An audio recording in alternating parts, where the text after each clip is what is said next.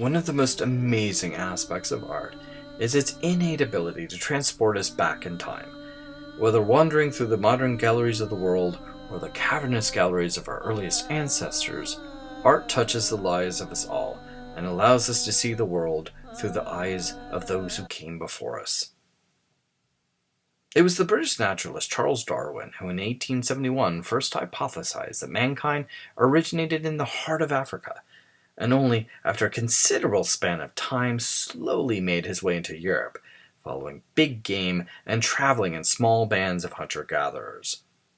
By about 48,000 years ago, what we tend to call modern humans were leading the way with advancements in stone tools, and replaced the earlier Neanderthal populations of prehistoric Europe.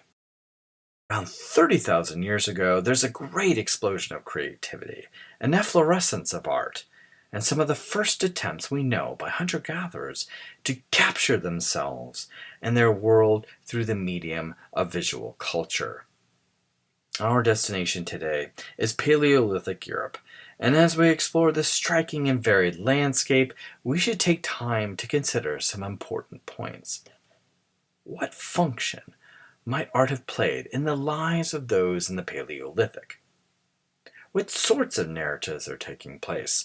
Are they historic? Are they religious? And should we necessarily classify artifacts as art per se? Finally, what role does the physical environment play in shaping these unique narratives? One of the earliest and best preserved examples of Upper Paleolithic art in the world can be found at Chauvet Cave in southern France.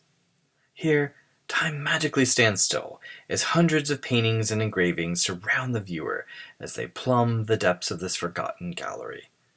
From handprints of artists to the catalogue of over 400 different animals, Chauvet provides us a vital, if not brief, glimpse into the mysterious and distant world of the Paleolithic. Upon entering the cave, one is instantly struck by the stunning likeness of what appears to be a red bear. Using red ochre and the natural contour of the cave, the artist has managed to capture the likeness of the animal for all time. To the left, and slightly behind it, appears another partial rendering of a bear, and still another appears just behind that. Is this a family of bears, or simply the representation of bears over time? It's hard to tell. The style employed here is called stump drawing, that is, using the human fingers to help shape the form, and here it would be the muzzle. Who is the artist? Is he or she a shaman, a hunter, and what is the significance of the bear? Was it the resident of the cave, a victim of a hunt? Was the picture made before or after, indicating pre-hunt sympathetic magic or post-hunt gratitude? Does the use of red ochre, the cave wall, and the human hand in constructing the bear help us understand how Paleolithic man helped to construct their world? Are these real events occurring in the lives of the artist, of the hunter, and those who visited the cave, or simply art for art's sake? These are questions that still plague us today. In the same cave, we have an example of a unique style of art appearing during the Paleolithic: hand painting. The image you see before you may represent a mammoth, created by covering the palm of the right hand with wet red paint and applying it directly to the cave wall. Scientists have determined that the consistency of the dots suggests that the painting was created by a single artist. As we shall see, this is not always the case. In some instances, a single drawing or hand painting can extend the centuries, suggesting perhaps ritual significance, and a return to the same place over time. The meager remains of hearths have been discovered at the site, but most archaeologists believe them to have been used strictly for the production of charcoal used for this drawing, or possibly for ritual purposes and not necessarily long-term, ruling out the possibility that Chauvet was necessarily a habitation site. This suggests the cave's uniqueness and ritual significance as hunters and artists returned to it again and again to leave their mark upon the landscape.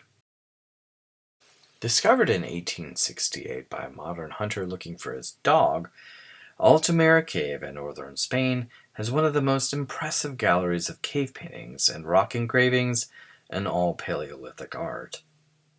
These artists chose to use color and the natural features of the cave walls to bring an added dimension of realism to their creations. Running close to 900 feet in length, Altamira hosts three main galleries: the Chamber of the Frescoes, Gran Sala de los Policromos, the Chamber of the Hole, Sala de Joya, and the final passage, Cola de Caballo, the horse's tail. Unlike Lascaux Cave in France, Altamira's walls and ceilings were within easy reach for artists. In the Chamber of Frescoes, artists chose to depict a wide array of animals, including horses, deer, wild boar, and the now extinct steppe bison. These renderings of bison in particular have captured the attention of art historians for their stunning attention to detail. Outlined in charcoal and painted with red ochre, artists depict the animals with cloven hooves, shaded underbellies, and backs bristling with fur. Luminous, engraved eyes glare at us from the darkness, showing a clear interest in the use of chiaroscuro. This particular bison has fallen. It appears doubled over, its head rounded and tucked underneath its body. A victim of the hunt, a record for the hunter, or perhaps sympathetic magic utilized by the hunter to help them take down the beast. We may never know. Perhaps some of the best known Paleolithic art comes from the long-neck caverns of Lascaux Cave. Often the story of archaeology is one of chance discoveries, and the finding of Lascaux Cave is just one of those. It was uncovered on September 12, 1940, by 18-year-old Marcel Ravidat, or by his dog Robot, who fell into the entrance. Thinking that the cave led to nearby Lascaux Manor, Ravidat returned with his best friends and traversed the dark cavernous hole, only to discover at that time one of the oldest examples of art in the world. For swimming out of the darkness, they found the shapes and likenesses of animals unseen in those parts for thousands of years. Deep within the cave, the silhouettes of bulls, as well as a whole array of animals, dance across the walls in splendor. Although it seems like a herd scene, the different hands and art styles suggest some were created by different artists and at different time periods. Is this a herd scene then, or a kind of history book for hunters to record their kills? To truly appreciate the work, one has to picture the process of creating it. The gallery lies at the very heart of the cave and would have been only visible using fat-burning torches or lamps. What we tend to see in history books today are the entire wall lit by flood lamps, but in prehistoric times, viewers would have caught only glimpses, mere snapshots at a time, as they traveled deep into the cave. What drove the artist or the viewer to travel so far? What did this running narrative look like to their eyes? And what was the final story? These are all questions we might never have answers to, but it is exhilarating to imagine.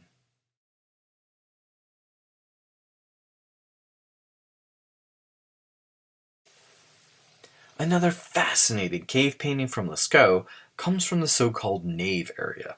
Notice our need to try to superimpose religious architecture onto pre-Christian art. Here we have the Chinese horse, so named because of its resemblance to Chinese renderings of horses. The figure is painted as well as engraved. It is outlined in black, rendered with a brown coat and white underbelly, which seems to sag, possibly indicating a mother pregnant with a foal. The head is small, stylized, almost too small for the body, and it sports a long black mane. The artists have paid particular attention to detail. Notice the curved lines below, representing a kind of ground. Also, the outline of the horse is thicker below than above, indicating perhaps an attempt to render shadow. There are also some rather enigmatic elements to consider.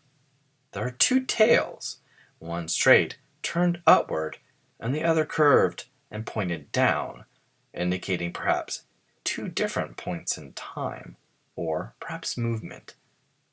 There are also four red vertical lines above the horse, whose purpose remains unknown. Two diagonal lines fall in and around the horse, with what appear to be fletching, possibly indicating arrows. Perhaps some of the best known Paleolithic art comes from the long neck caverns of Lascaux Cave. Often the story of archaeology is one of chance discoveries, and the finding of Lascaux Cave is just one of those. It was uncovered on September 12, 1940, by 18-year-old Marcel Ravidat, or by his dog Robot, who fell into the entrance. Thinking that the cave led to nearby Lascaux Manor, Ravidat returned with his best friends and traversed the dark cavernous hole, only to discover at that time one of the oldest examples of art in the world. For swimming out of the darkness, they found the shapes and likenesses of animals unseen in those parts for thousands of years. Deep within the cave, the silhouettes of bulls, as well as a whole array of animals, dance across the walls in splendor. Although it seems like a herd scene, the different hands and art styles suggest some were created by different artists and at different time periods. Is this a herd scene then, or a kind of history book for hunters to record their kills? To truly appreciate the work, one has to picture the process of creating it. The gallery lies at the very heart of the cave and would have been only visible using fat-burning torches or lamps. What we tend to see in history books today are the entire wall lit by flood lamps, but in prehistoric times, viewers would have caught only glimpses, mere snapshots at a time, as they traveled deep into the cave. What drove the artist or the viewer to travel so far? What did this running narrative look like to their eyes? And what was the final story? These are all questions we might never have answers to, but it is exhilarating to imagine.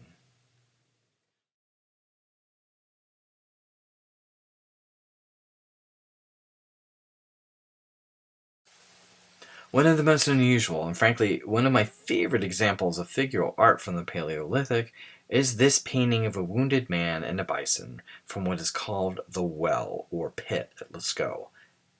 Dating from about 15,000 to 13,000 BCE, it shows a figure falling backwards, injured, perhaps gored by a bison which has been impaled by a spear. The figure also seems to have an erection, a peculiar quality to be sure, especially if he were recently killed. What is even stranger is the figure's staff. It's crowned with a bird. Some scholars have seen the figure as that of a hunter, killed after driving his spear into his prey, while others interpret his bird-like head to mean he's a shaman or sorcerer who has been transformed into a bird. The erection then might indicate a sort of ecstatic trance. What is striking about the piece is that it begs the question how many depictions of animals are truly of animals and not humans taking animal form. Is this a real or an imagined scene? So far we've looked at a lot of cave paintings, some using the natural contours and perhaps even the acoustics of the cave for a particular effect. But now we're going to shift to the medium of portable art. And for this segment, I want you to keep in mind that this is art that is in play, that is, art that can be moved from one place to another, or art in the round, meant to be seen from various angles.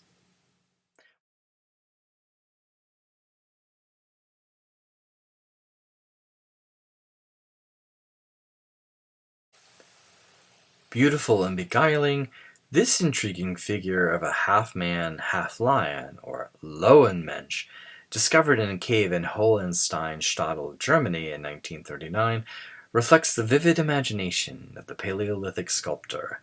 And yet, for nearly 30 years it lay forgotten, locked away in a museum in pieces, until an archaeologist named Joachim Hahn began to reconstruct the pieces, and the image you see before you began to slowly emerge. Measuring nearly a foot tall and carved from mammoth ivory, the statuette has been classified by some scholars as belonging to a group of shaman or sorcerer figures, such as we see in the cave painting from Trefois, or the so-called bird man from Lascaux, the lion woman from Chauvet, or the bison man from Grotte de Gabellou. Later depictions of hybrid animals and humans become popular in ancient Egypt and the Near East. Horus, Set, Bastet. But here in the Paleolithic, before the birth of any written text, all we can do is guess what the ancient artists may have had in mind. What can we say about such a piece? Is it a human dressed as an animal, or a god in animal form? What can we say? What we can say is that it was important enough for the artist to capture. It was found alongside other artifacts such as bone tools, jewelry, pendants, beads, and perforated animal teeth. A similar but smaller figure has been found in a nearby cave at Vogelherd. The figure itself stands on two legs, and it may be representing a human wearing an animal's skin.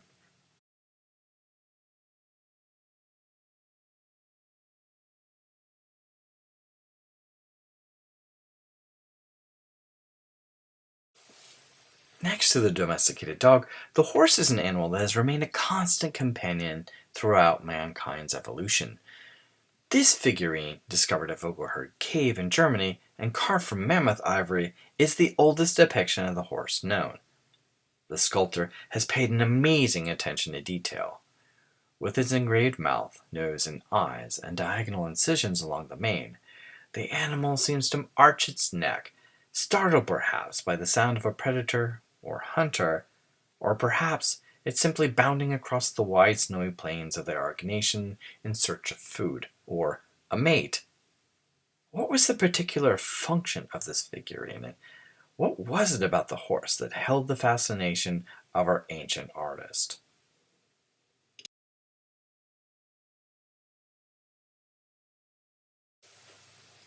Other animals that caught the eyes of ancient artists? This fragment of a spear thrower found in Trefois Cave in France and dating from 16,000 to 13,000 BCE shows a pair of ibex precariously poised on their hind legs. Carved from reindeer antler, they measure a mere 6 centimeters tall. Although the heads are missing, one can easily imagine them face to face, perhaps locking horns in a desperate battle for resources, or more likely, for a mate. Deep incisions in the legs show the tendons, and the lighter ones across the fur betray a desire by the artist to render the beast as realistically as possible. In this drawing, you can see how the atlatl works. The hunter mounts his spear into the cradle of the thrower, then brings his arm back. Leaning forward, he launches the projectile, with the atlatl giving him a little extra force needed to deliver the spear to its intended target.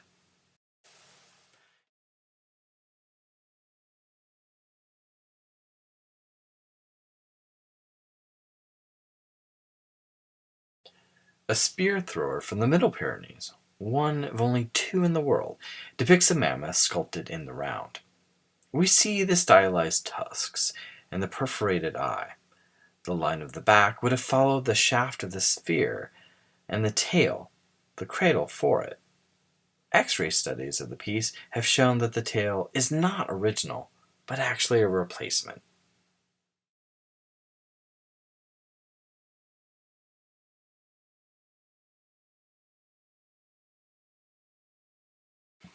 Another excellent example of a spear thrower, also carved from reindeer antler, was discovered in Dordogne, France, and dates from 15 to 12,000 BCE.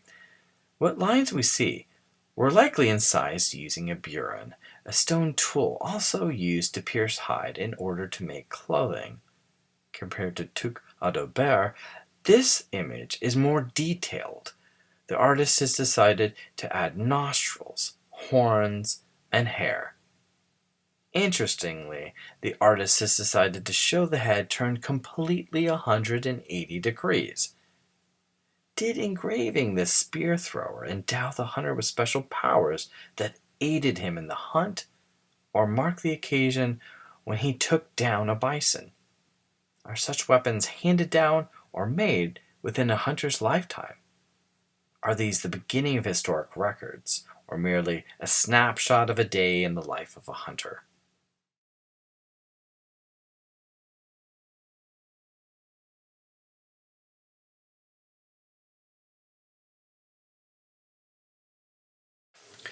At the foot of the French Pyrenees lies perhaps one of the most important sites in all Paleolithic art, Trefoil, a series of underground caves which included the main gallery of Trefoil with its spellbinding sorcerer, Anlin to the east, and Tuc de Audebert to the west. At Tuc de Audebert, we have one of the finest examples of sculptural art, a pair of bison, modeled from clay taken directly from the cave walls and formed using the artist's own hands and a wooden spatula-looking tool. Measuring a mere 18 inches tall and 24 inches wide, the position of the bison has led some scholars to suggest that the animals in question are in the process of mating and may have played a part in a fertility ritual. The footprints of children in proximity may also suggest coming-of-age rituals.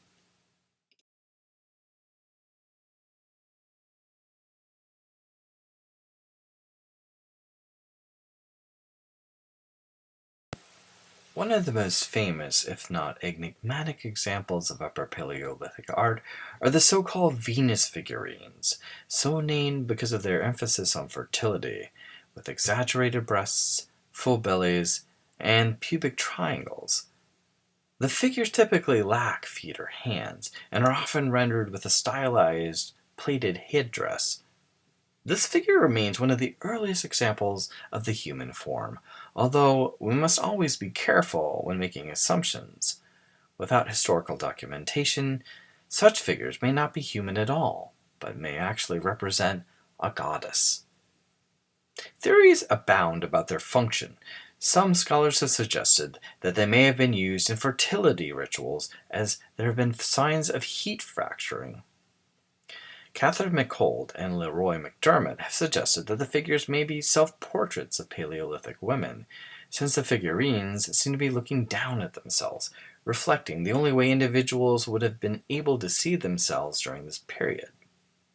The theory has drawn criticism from Michael Bison, who claims people may have been able to see themselves in puddles and lakes. The real question we should ask is, what is missing? How many depictions do we have of male hunters? Should we consider this in our analysis?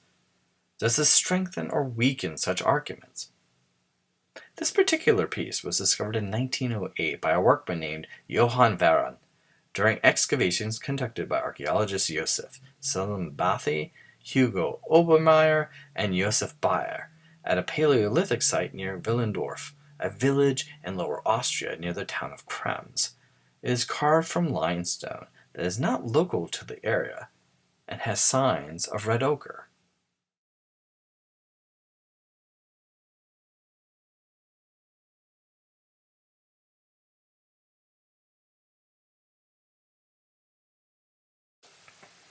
Carved from mammoth ivory, the Lady of Bressempouille's statue looks out at us from across the ages.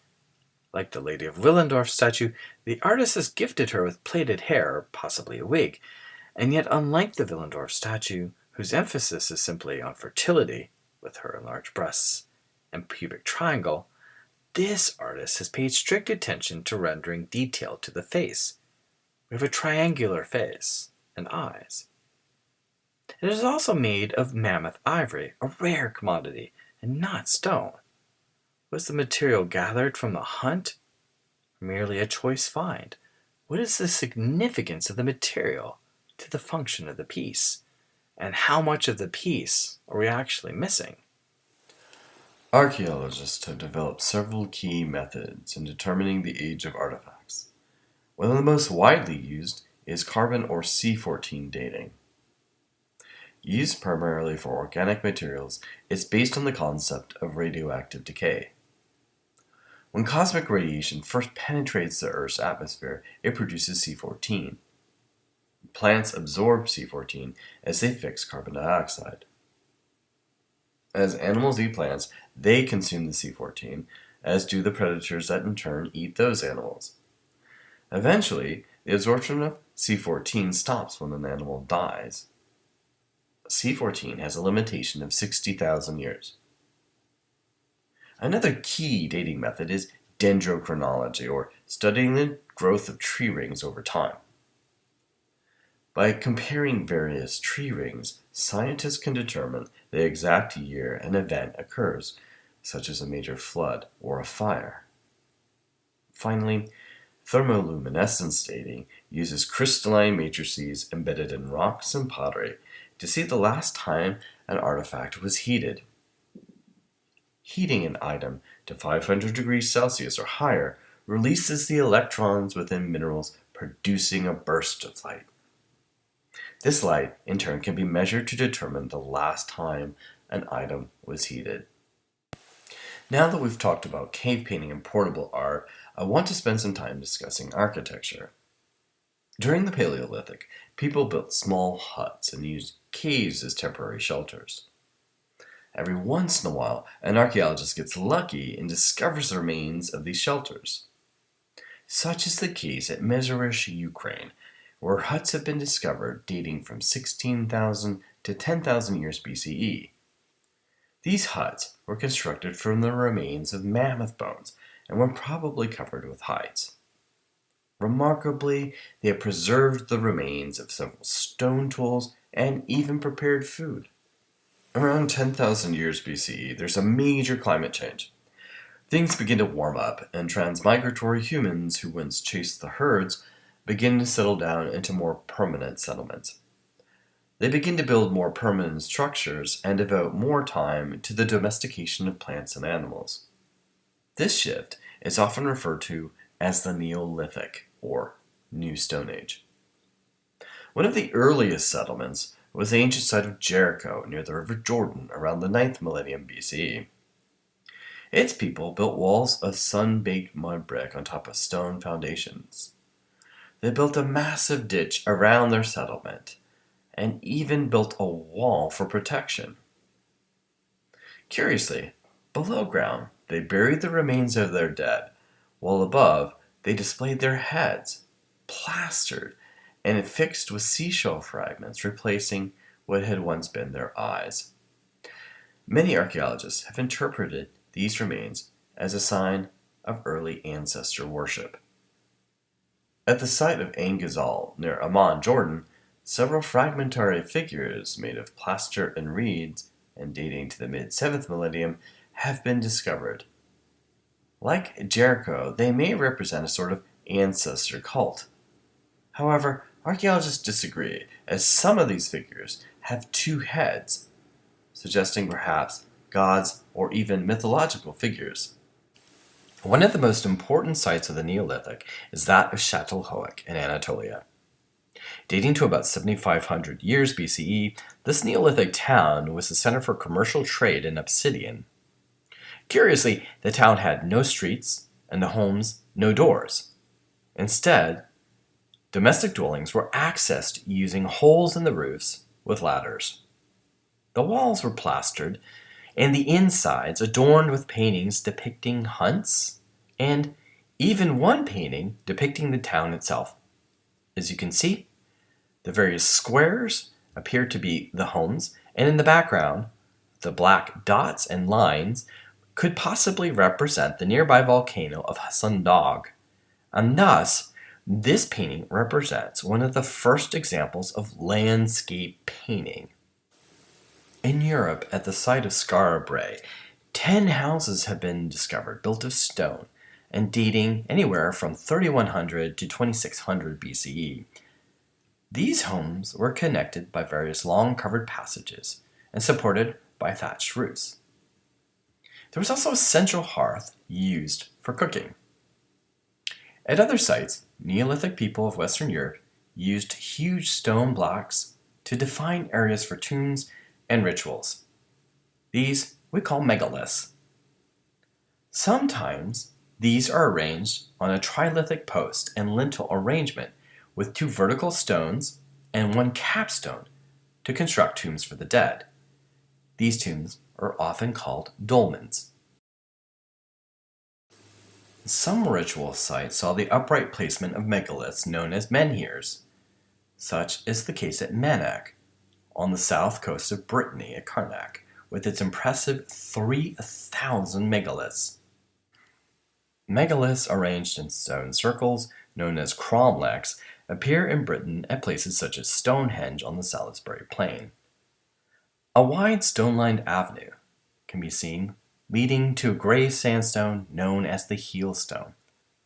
What precisely these monuments were used for is anyone's guess, but many archaeologists concur that given its monumentality, Stonehenge must have served a ritual purpose, either to mark the passing of time or a specific event. To be sure, many of the stones come from great distances, and again, the places from which they come may have had a ritual significance to the Neolithic people who constructed Stonehenge.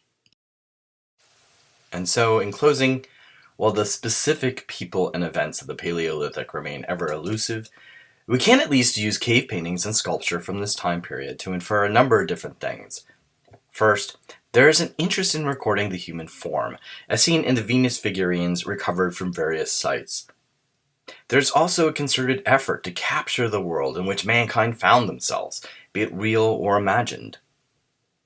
We also begin to see the emergence of art with ground lines, the use of natural contours of cave walls, the employment of foreshortening, using lines and shadow to create three-dimensional animals that seemingly appear to come to life. Finally, we begin to see the rise of a collective identity, connecting mobile groups across time who find significance at these sites and return to them again and again and again. Are the herds represented historic records of real hunts? Do they provide sympathetic magic? Or perhaps even a way for hunters to repopulate herds that have been disappearing, hoping their likenesses will emerge magically from the walls and take to the fields?